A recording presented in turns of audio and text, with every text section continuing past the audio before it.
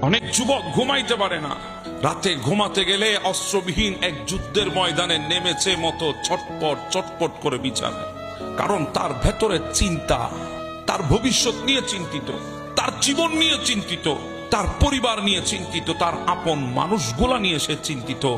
ঘুমাইতে পারে না, কিছুক্ষণ এই পারে যায়, কিছুক্ষণ ওই পাশে যায়, ঘুম তার আসে না। আমি তোমাকে বলছি, শোনো, তুমি তোমার জীবন নিয়ে চিন্তিত, ক্যারিয়ার নিয়ে চিন্তিত, পরিবার নিয়ে চিন্তিত, তোমার ভবিষ্যৎ নিয়ে চিন্তিত।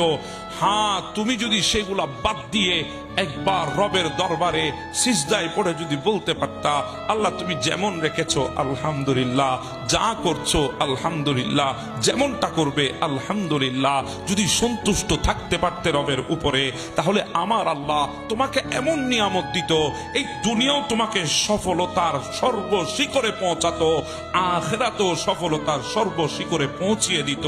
আল্লাহ তোমার সমস্ত মনের আশা পূরণ করে দিয়ে তোমাকে দুনিয়ার শ্রেষ্ঠ সফল ব্যক্তি বানিয়ে দিত।